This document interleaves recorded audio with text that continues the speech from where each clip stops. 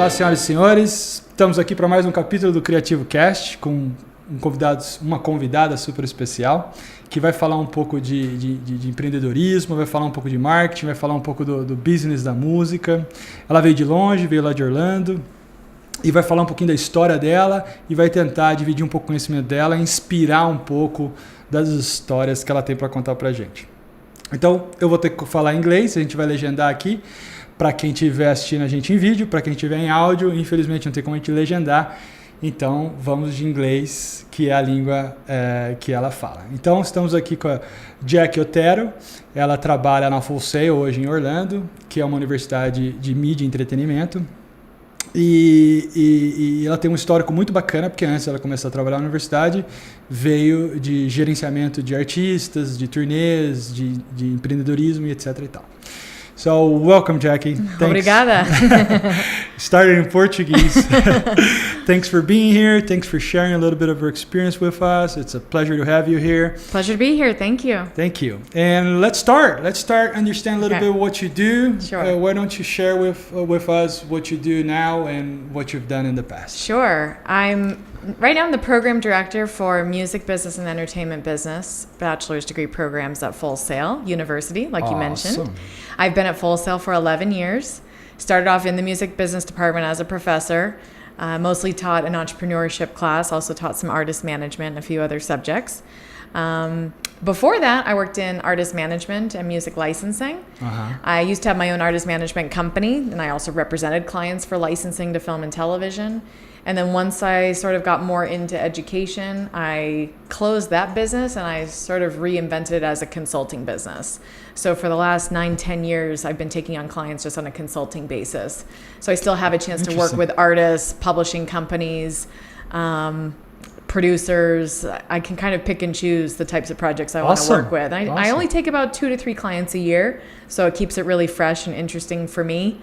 Yeah, and you get a chance to do different things, right? Yeah, you do a little bit of exactly. the education side, you go a little bit of the music business. Right. So, for example, I used to work on the music licensing side where I was the one pitching music for potential licensing opportunities for film and TV. So I was more the salesperson representing the artist. Awesome. And making a commission off of any licenses I would get for them. And then, after many years of doing that, I decided, you know what, I want to switch. I want to do the opposite side. Now I want to represent the producer and the production itself. And I want to go out and put together the soundtrack. Interesting. And, go out and get all the licenses and negotiate all the fees and everything with the music owners. So with the labels, the publishing companies, and the independent artists. So I just decided, I want to switch sides. I want to see what it's like. So I've been doing that for the last couple years. And what made you go to education instead of pursuing the path? Well, I'm from Orlando originally, so I got my master's degree in music business at NYU, so I spent 2 years in New York City, and that's where I got a lot of my experience in artist management. I was working for different artist managers in New York and in San Francisco before that, and I decided to move back to my hometown of Orlando. That's where family is then. That's where my family is, and I started raising my own family too, so I wanted to be back near my family, and I was looking around Orlando like, what am I going to do with a master's in music business in Orlando? There's not a lot of music companies in Orlando. Maybe? So by luck of the draw, in 2007, when I moved back to Orlando, that's when the music business program launched at Full Sail. And so they were hiring all these music business teachers. So it just worked out really well. I was able to teach 3 days a week, and then I was able to keep my business. That's so I was able good. to do both. So it was a really nice supplement. Yeah. And I got to talk about the music industry all day. So I loved it. And then I kind of say I accidentally got into education. Because I just slowly got pulled in more and more to the academic side. Interesting. And I love being at a university. It's such fun, a creative isn't it? environment. Yeah. It's super fun. I figure if I can't be a student my whole life, this is the next best thing. I hear you, and I 100% agree with you. I'm not a teacher myself, but now being here, I'm teaching in a way, right? I speak with kids, and I try to inspire them, and I'm having so much fun. It's a joy. Well, I feel like once you're at Full Sail, I always tell my students, you're never going to be in one location again in probably your whole life with more creative people in one place. True, very true. And most people are only at Full Sail for a year or two, so they have to take full advantage. Right. And then that's it. Their time is up. For me, 11 years and rolling, I still am in this creative environment, and there's always something different to work on. 11 years is a lot. Yeah, you gotta love it. There's enough happening there that it stays different and interesting. Very interesting. Love it. Well, I'm Full Sail grad, as most of you already know, and I agree with you. It's such an incredible place, an environment, an ecosystem that makes us feel like we want to stay there forever and ever. So me as a student, I 1-2 years, but from what I heard, you can go back, right? You can go back and redo your course or something like that, or you can. After you graduate from your program, you have lifetime free auditing in your program. Is amazing. So every time we launch new classes, and our grads see all these new classes, they're like, oh, I wish I would have been able to take that. They can come back and take them for free. How cool is that? Yeah, that's it's pretty amazing. awesome. I wish my colleges did that. Now let's talk about the music industry, which you've been doing this for a while, and I have very little experience on that because when I work with artists, I work on the technical side of it. Right. I've never got involved in the business side of it. So why don't you tell us a little bit, what is how does it work, and how this could be applied? This is something that is very U.S. based, or this is something that is worldwide? It's certainly a worldwide business. I mean, the music industry is very global, and the successful artists out there, they're in all different markets and all different territories. And being on the road is still very important to most artists' careers. Especially nowadays. Especially now, because you don't make a lot of money off of recordings anymore. Right. So you really have to still be on the road and be out interacting with fans and building that fan base. Very true. So explain a little bit what exactly does that particular job management does. Sure. So the artist manager, you can compare them to the conductor of an orchestra, right? So that's the person that's standing up in front and making sure all the pieces are doing what they're supposed to be doing. Got it. So you're assembling the team to support the artist in whatever they might need in any moment in their career. Got it. Right? So when they're first starting off, it might be, okay, we need to find a producer. We need to talk about the creative direction that the artist is going into and whether or not we want to try to sign them to an independent label or a major label. At what point do they need a booking agent? At what point can we, manage booking ourselves? Let's put together a marketing campaign for, a single that the artist is releasing. Do you get involved in the artistic part of it too, or no? Just the business side? I don't as much. Right. It depends on your background. I think every artist manager is going to have a bit of a different style. I will always give feedback, and I'll always give my honest opinion. Right. I mean, I like to think I have my own musical taste that has some value to it, but I am not a musician. And I feel like my job is to support the artist in executing their vision. Got it. But if there's something that I can add to the conversation that can help them get there, I will certainly throw that in there. And I always wanted to be involved in every part of it. So I would be at every rehearsal. I would be at the studio sessions, even though I'm not the one saying, oh, we need to, That's awesome. do something with the drums here, the guitars here. That's not my area. I feel like I can still give some objective feedback on the other side of the glass, right? I'm sort of there to support the artist however I can and see their vision through. And you're usually involved in booking, right? That's really where I started. Right. When I first started managing independent artists, that's what they needed the most help with, was booking. I mean, you have to be careful because once you get to a certain level, there are quite a few laws, at least in the US, that you have to follow, where you have to have a booking license, and managers cannot necessarily book shows. Is that there can be a right? conflict of interest because a booking agent makes a certain percentage, an artist manager makes a certain percentage, and you don't want to be double dipping on those commissions. Interesting. So you do have to be a little bit careful depending on what state you're operating in and what you're doing. Interesting. But yes, I will say at the very beginning of my career, that's almost what every artist needed the most help with, was booking shows. And how do you do that? Do you actually promote you actually brand the artist to actually get booked to get that happen, or do they actually come with that image pre-done and you just sell it? A little bit of everything, right? It depends on the artist and what they need. So for the most part, yes, we would put together some kind of marketing package for them. So depending on do they need, better photos to be taken, you want a nice photo of the artist and the band or whoever it is that you're representing, a nice bio, kind of a nice backstory of who they are. So we would put together, when I first started, we were putting together physical press kits still that we would mail to talent buyers. Oh, wow. Now, obviously, people don't really do that anymore. Now it's all electronic press kits. But you want to have some kind of press kit that represents the band well. And then what I would try to do is package shows for the talent buyers, because you want to make it a really easy sell for them. And if you just say, oh, I manage an independent band and we're trying to get on a show, can you put us in somewhere? They don't know what to do with you. They don't know who you are. They don't know if you can sell any tickets. And they don't know who you're going to be good on a bill with. So I found that working with other independent artists locally, we would put together a show and say, okay, this is a 3-band show. This is the genre of it. We can do this on a Wednesday night that I see that you have open next month, and basically convince them to give us a shot at having a show. Awesome. So the good thing about that is you don't have to rent out the venue. It's sort of like they're giving you a shot at putting on a little showcase or a small show, and then that's the way you can build a relationship. I think once the talent buyer sees that you show up on time, that you are fair with money, you're easy to work with, you're promoting, that you're all in to the show, then they want to work with you again. So I feel like that was my job a lot in the beginning, was building those relationships with talent buyers of local clubs. And nowadays, more like over the internet, that those kind of a business are done, right? They have like now websites where you can search for all kinds of artists. They have the rates, and it changed a little. The business changed a little bit, right? Sure, but I think most talent buyers of small clubs and venues, they're not going searching on booking sites for bands. That's more for if you're hiring somebody for an event, like a corporate event or a wedding or something like that. Then yes, you can see their fees. But I think club bookers are still looking for rising talent and who's played in other venues that's been able to bring out a fan base, who's kind of on the rise, and a lot of them are still considered tastemakers. So they're also trying to find who's got the cool sound. That is awesome. Yeah. That sounds like fun. Sounds like a lot of joy to do this job. And then you switch sides. You went to the hiring part of it. You started working for the promoters to hire those new talents. So how did that work? And then you chose one specific promoter to work for? So it wasn't a promoter, it was a producer. So on the music licensing side, I did used to be the one pitching the artist. I was always representing the artist and always trying to get music supervisors to listen and hopefully license them for opportunities.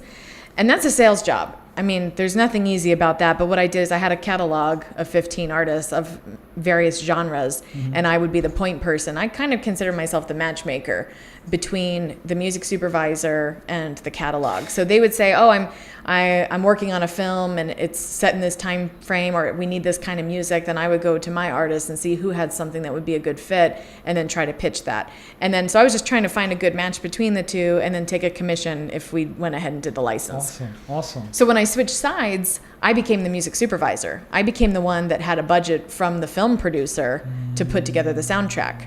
And then I would get direction from the director to say, this is the kind of music I want in my movie.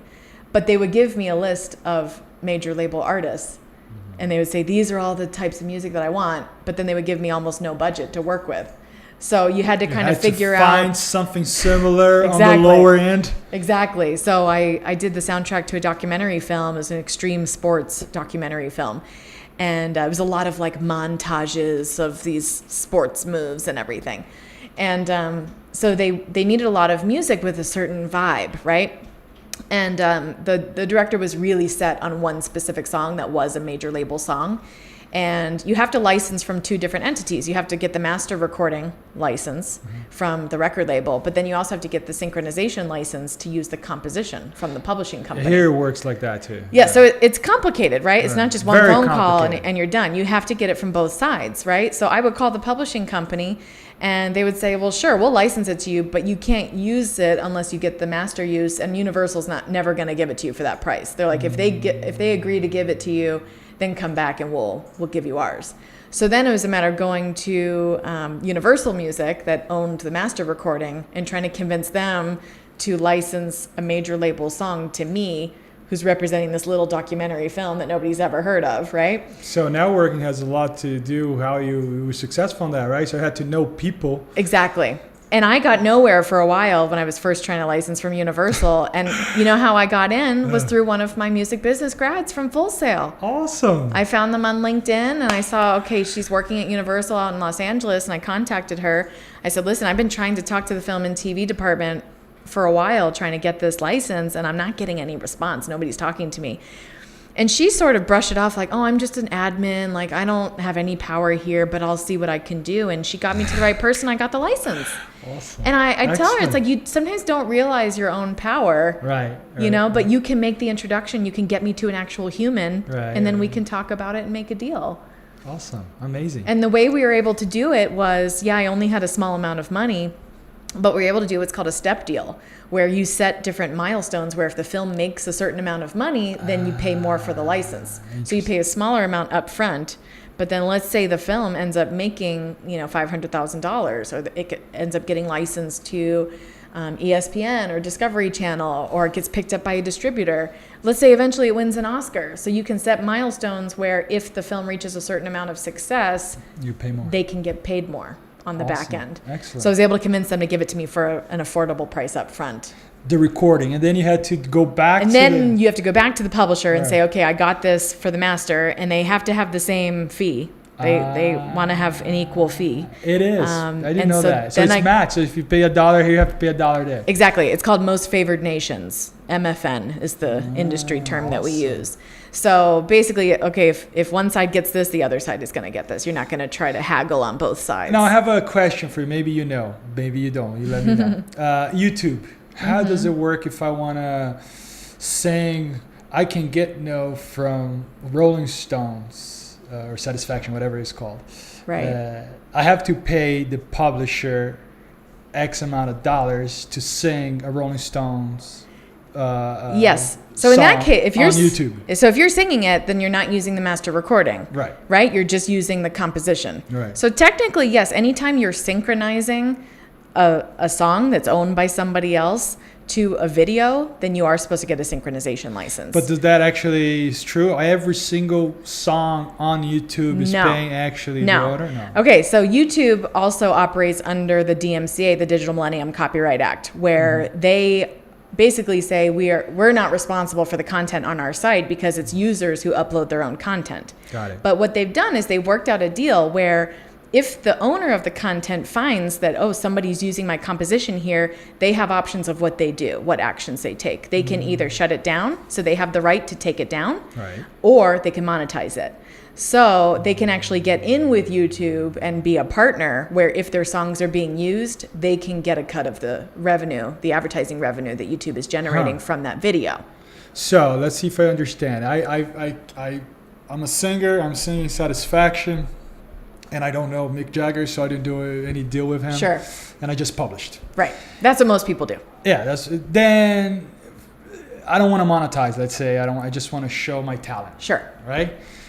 So they start putting ads, even though I didn't check there to monetize the content. They will publish the ads in order to pay Mick Jagger.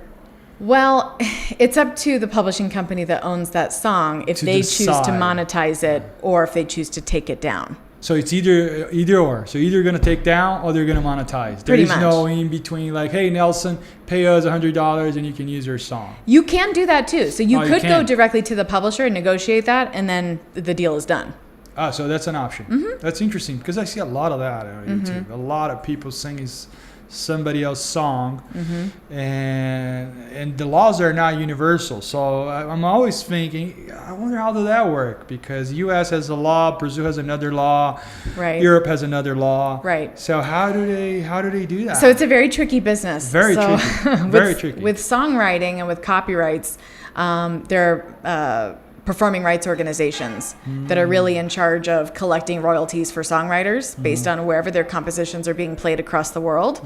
And public performance is anytime you hear a song in a venue, in a restaurant, in a bar, the songwriter is supposed to get paid for that performance. Right. So it's hard to keep track, though. Absolutely. So some of the companies that do this are like BMI and ASCAP. Right. So they're going to be tracking, they give out blanket licenses, right? So if you own a restaurant and you're playing music in your restaurant, you have to pay a licensing fee. It's a blanket fee that covers their entire catalog.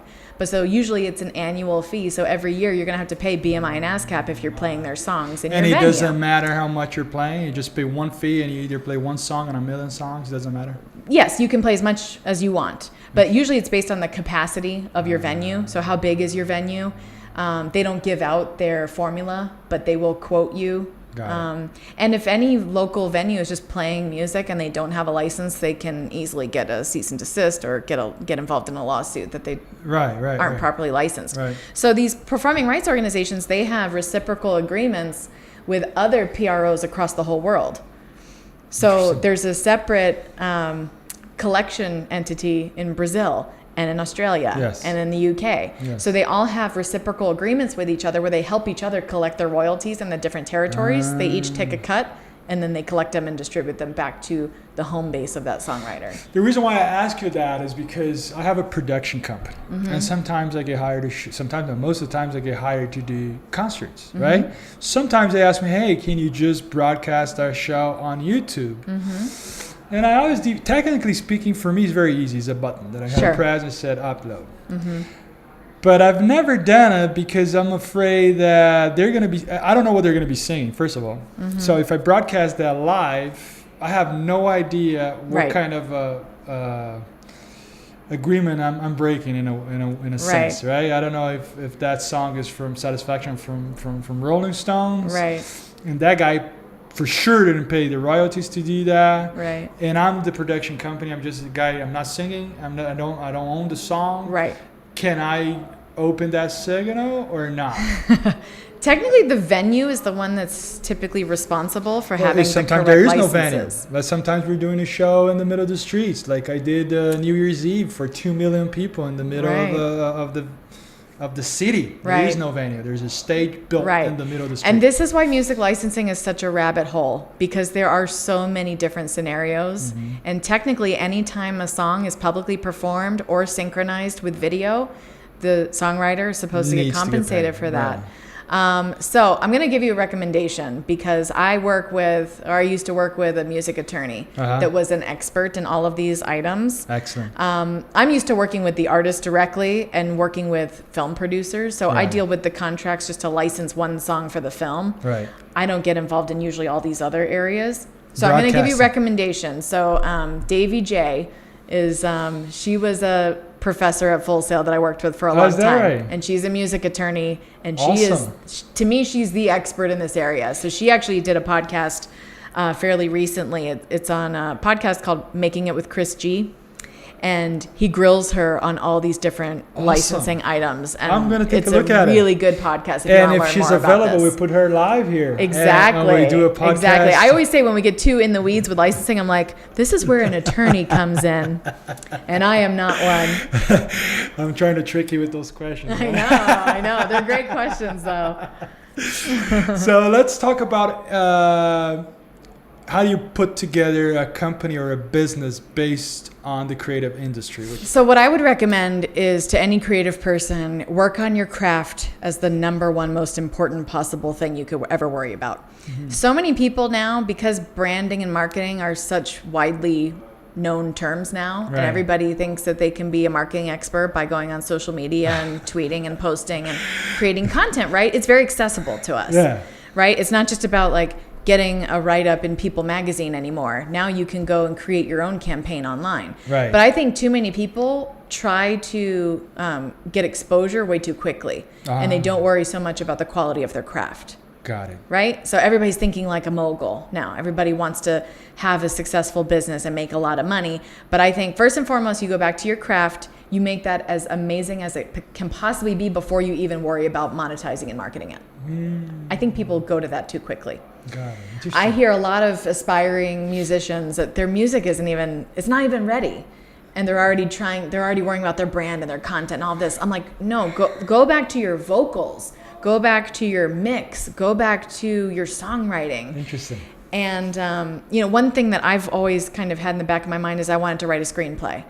So I took a screenplay writing workshop fairly recently, and I have an idea for a screenplay that I want to do. And I was listening to some podcasts, getting some advice from other screenwriters, and they're like, you have to write 5 really terrible screenplays first, get them out of your system before you're going to write a good one. Right? So the first one you write's not going to be any good. A lot of people say that. Grant said that. I did like 1,000 bad games. And then towards the end, it's a process. One very good game. Exactly. It's a process. And you know, there's the whole thing about, you know, you have to put 10,000 hours in to master your art or your craft or whatever. So anyways, I'm just preaching that because I think too many people skip that. So first and foremost, you make sure that your craft is there, the quality is there, it's absolutely ready to be listened to or seen or released to the marketplace, right? Once you're ready, then you really want to assemble a team. Now, in the beginning, you're not going to be able to pay your team, right? Most people don't have money to just hire a publicist or a marketing firm or whatever it is. It costs a lot of money to do those things. Right. But what you want to do is find people who are passionate enough about what you're doing that they're going to back you and they're going to give you some of their time. And if you cannot convince anybody that your craft is good enough for them to help you out, then go back to your craft. Seriously. Go back to the beginning and make it better and then go back out again. Your friends and family will probably think that you're pretty good and they'll probably be like, yeah, you're great. You can be successful. But if you can convince a stranger that, wow, you've really got some potential, you've got some promise, then you're getting somewhere. Interesting. Right? So assemble a team. You know, there are so many music business students at Full Sail that want to manage artists. You know, find a student even. A student that's studying that industry and see if they will consider helping you out for like a 3-month period, right? Maybe you're not signing them on as your full-time manager, but you know, you're at least kind of doing a handshake deal at the beginning, you know, let's help each other out. And again, if nobody agrees to help you at all, then you're not there yet. Right. So start assembling a team of people that are willing to help you, you know, people that are willing to share something about you on social media, people that are willing to help you promote shows, somebody who's willing to actually book you on a stage somewhere local, right? And after that point, you can really start thinking about monetizing it, right? So it's the craft, it's the team, it's building those relationships, it's getting people to buy in on what you're doing, and then you start thinking about how you monetize that and you build on that momentum. A lot of artists also want to sell 50 things at first.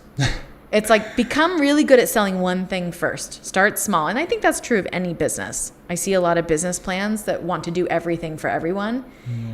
And nobody will think of you for anything if you're trying to be everything. Got it.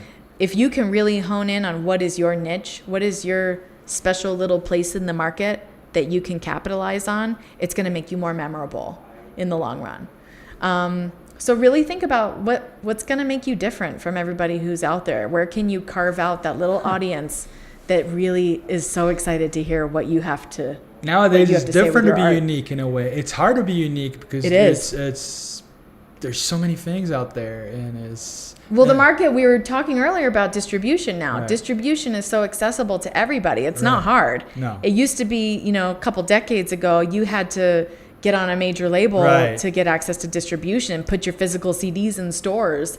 That's really hard to do, and it's very expensive. Right. Distribution now is very cheap and it's very accessible. Right. Anybody can do it. Right. I can record a song right now and put it on Spotify. Spotify just announced that they have an upload button that they're going to start offering. I love it. Super easy. But then you have more saturation than ever. There's more content than ever. Right. There's more that you need to filter through. So more competition, but more accessibility. Yeah, but let's talk about the opportunities. Competition is out there, and we know that is in Brazil, it's like singers. There's tons of singers from all kinds of. So it's hard for them to get a gig sometimes because, as you said, the market is saturated. But in the other side, there's a lot of opportunity. You're telling me before we start the interview that South America alone, it's growing considerably. South America had the highest growth of any music market last year. Wow, I'm amazed by that. I did not know that. Brazil is up 18% with their music market. So it's on the rise. So there's those two sides, right? There's saturation, but in the other side, there's a lot of opportunity if you know what you're doing. And how you can get your audience, how you can reach your audience. So tell us a little bit. I know you did a little research before you came to Brazil. So why don't you tell a little bit of the scenario in Brazil? What are the opportunities for those people that are watching or listening to us right now? What do they have to be looking at it? What's going to be the future for entertainment in the next, I don't know, 1, 2, 3, 5 years? So if you kind of rewind, I'm going to go back to 1999. That was the year that I started college. And it was a great year because it was when I found Napster. Yeah, same thing. That was the year that I discovered Napster. True. Right? Yeah, 1999 on a college campus. We were file sharing like crazy. We had Right. access to pretty much any song Right. anywhere. And it Right. was amazing. And we didn't think it was illegal. It was just there. And so we used it. Right? So 1999, 2000, that was the peak of the music industry. Right. It declined for the next 15 years. Ah. Physical sales have declined rapidly and are really showing no signs of recovering. Right? Physical is just, it's declining. Right. Digital downloads were increasing for a little while. Right. Now they're dead too. They are on the decline. I didn't know People that. are not downloading anymore. They're not downloading, or they're not paying for downloads. They're not They're not downloading. paying for downloads. Everybody's streaming now, Okay. right? So streaming started off as a real small sliver, and now that's where all the growth is. Streaming is finally making up for the losses that we've seen. So the last 3 years, and I'm talking about the global music market, the last 3 years, the music industry has grown. So again, 15 years of decline and now 3 years of growth. We're still at about 65% of where we were at the peak of the music market. So we're still, Still down. the industry has shrunk. Right. It certainly has, but it's on its way back up, which is great. Good. So, and But it's all because of streaming services. Is the engine then. Streaming is the way to go. Absolutely. Okay.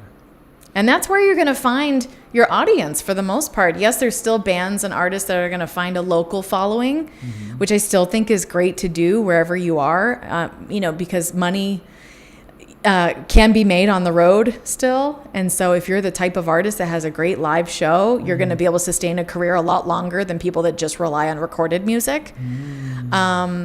But, people are recording music all over the place now. I hear all kinds of stories about the chain smokers were on their van in between shows and they recorded this song and they released it the next day on Spotify and it hit number 1. And, so it's happening very quickly now.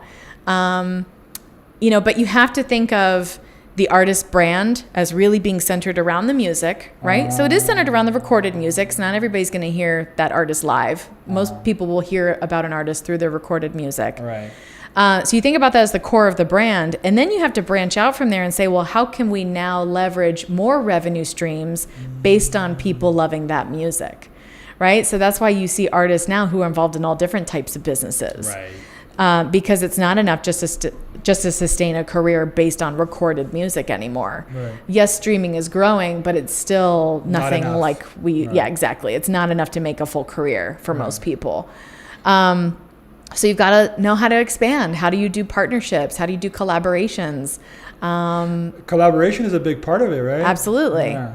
I tell, any up and coming artist or singer or producer, don't think that you're in competition with every other musician out there. Think of them all as potential collaborators. Right. How can you trade off on each other's creativity and produce for each other or co-write a song?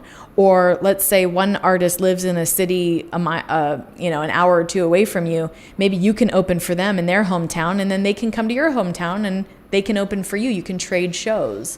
It's a lot of that going on the internet now, right? People are sharing shows. Let's say people come here to talk about their podcast. I go to their podcast, and it's that collaboration that's making, you expand your audience. I mean, it's all about scalability, right? Look at the population here and how these huge metropolitan areas that you have, True. So at São Paulo, we're talking about over 20 million people. Yeah. We have, I think, 23 million people in a metropolitan area. Yeah. Canada has 32 million people in the whole entire Canada. Right.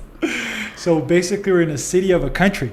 Absolutely. We have enough people to, if you're an artist, if you sing or if you're a composer, whatever, São Paulo alone has enough audience for you.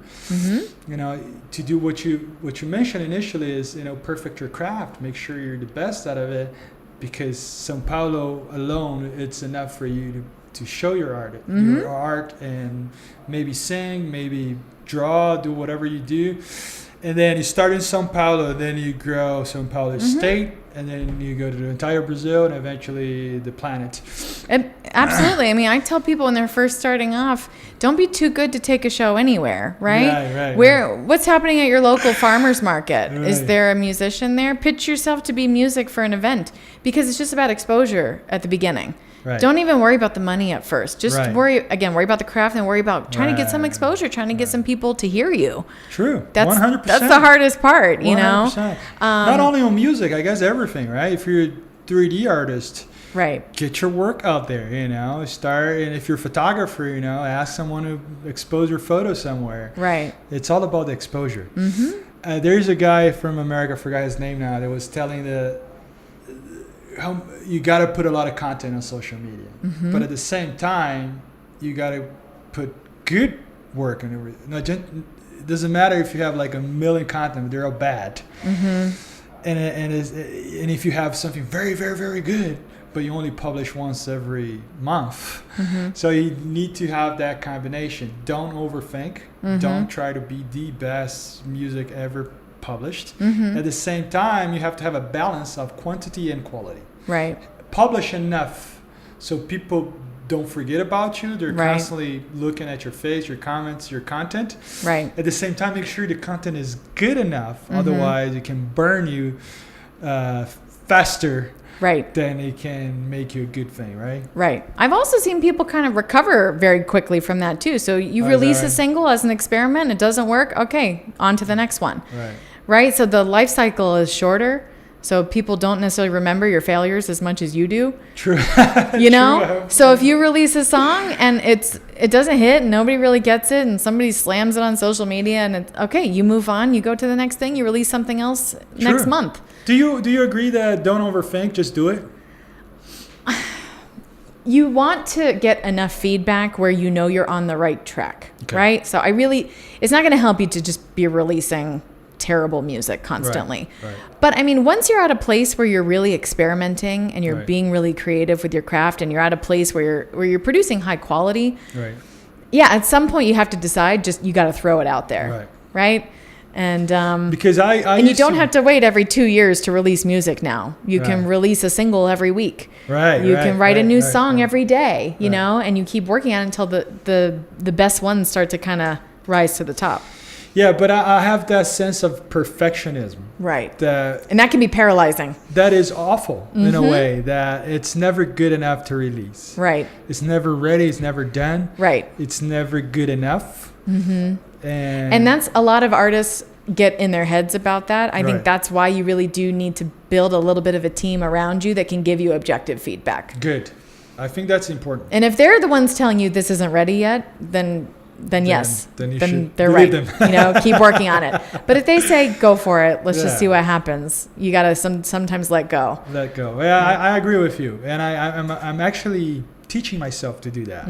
Try to become less and less perfectionist because it's tough to get perfection when you're not doing it yourself. You gotta, as you said, you gotta do it. You have a team, and you cannot control the whole team.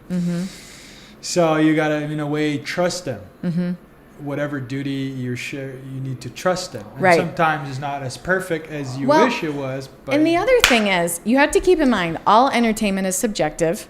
You're going to love one artist that I think is terrible, and vice versa. True. Everybody has their own tastes and opinions. True. Right? Very true. So, I mean, at some point, you almost want to polarize people. If everybody thinks your music is just okay, you're probably not going to go anywhere. But if somebody loves it and somebody hates it, then you know you're doing something right. True. Right? Very true. They say the same thing about politicians. They say you don't run in the middle of the road because nobody gets excited about middle of the road. Everybody gets excited about the extremes. And we're seeing that a lot now in politics. Very true. Right? So and same US thing. and Brazil. I know. I'm well aware. So I mean, same thing with music. You don't want to just be like, okay, that was pleasant. That was good enough. I don't really remember it, but it didn't hurt my ears. But it was okay. So sometimes you do have to kind of push the limits just to see if people will go on one end of the spectrum with you. That is amazing that you're saying that, because it's so true, true. Because when I'm doing my work too, my visual work, I do some videos, computer graphics, all that. Sometimes I look at that, I say, wow, that's strong. I'm not sure if the client's going to go for it. They're going to love it or they're going to hate it. Because it's so extreme that I'm a little concerned here. And so we give that to the clients. They're like, Right. oh, I love it. It's so different. Well, you're also talking about wanting to be perfect. But people love artists who are not perfect because they see them as a reflection of themselves, right? True. People idolize artists who make all kinds of mistakes and who are very imperfect people. I think entertainment is all about like connecting with you, right? It makes you feel something. You don't usually care if a song is perfect. You care if it made you feel something.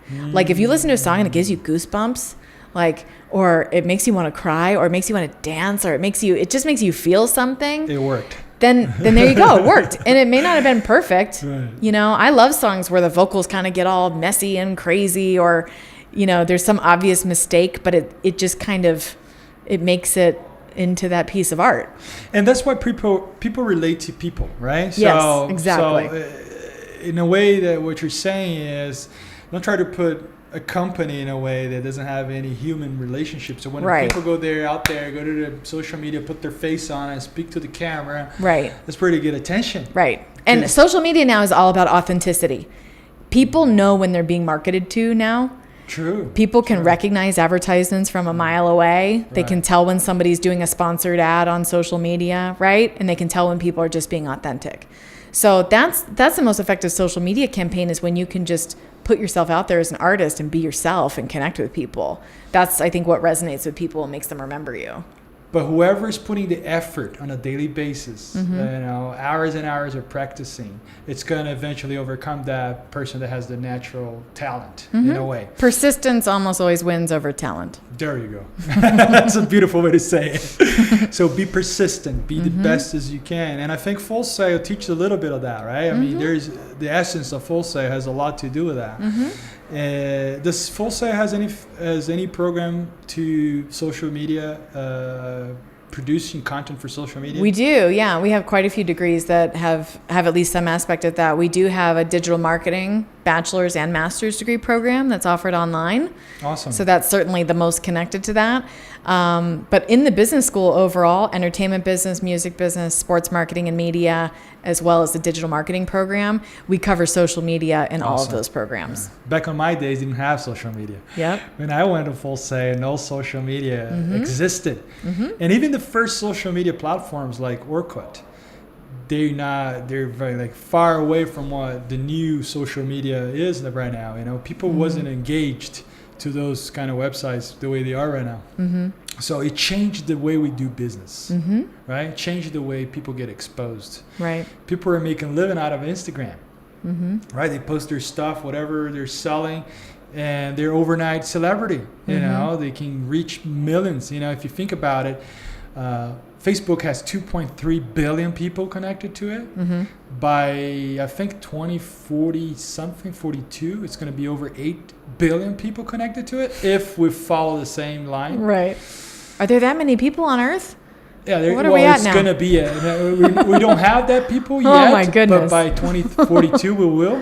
That's crazy. Can you imagine a platform where you can reach over 8 billion people? That's incredible, right? That's amazing. Think about it. You know, just now, 2.3 billion people. It's a lot of people that you can, in a way, reach easily now, right? Let's say you want to reach the American market. Now you can target that market. You can show your craft, show your art to anybody on the planet. And that's amazing. I think that's incredible. Yeah. And live video is just booming. Right. So Facebook Live launched 2 years ago. You know, they've doubled their viewership. I mean, people love watching live videos, see what it's like live reality TV, see what's going to happen next. Right. Well, I'm happy to hear that because we do a lot of live from here. Right. We're not doing live this show today, but we do on a weekly basis live shows, and we're enjoying a lot because we get a lot of people to watch. At the same time, there's no room for mistakes, right? You know? So well, and I've read that teenagers watch an average of 70 videos a day on their phone. What? And that's I want to say about 35% of the overall entertainment content that they consume is on their phones. True. with this new generation coming up, kind of the Generation Z, right after millennials, they're going to be used to consuming entertainment on their phones nonstop. So we have to also think about how do we adjust how we're delivering content to those people, right? How do we create more mobile-friendly content for them, and how do we post the videos that are going to catch their attention? And it's changing too. If you think, I've been studying a lot about it. You know, myself. I used to hate video that's like 4:3 or yeah, like vertical video is now a thing. Yeah. And I was like, wow, that's never gonna work. And now is the number one way that you should publish is like, you know, get 16:9, 90 degrees. I'm like, really?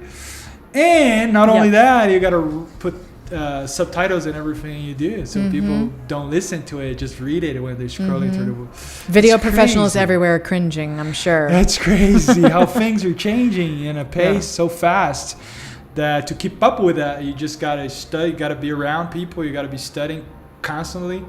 And one thing that worries me, because I also have kids, is they're consuming they're using a lot of not too much social media, because my kids are 10, 11, they don't have Facebook yet, right?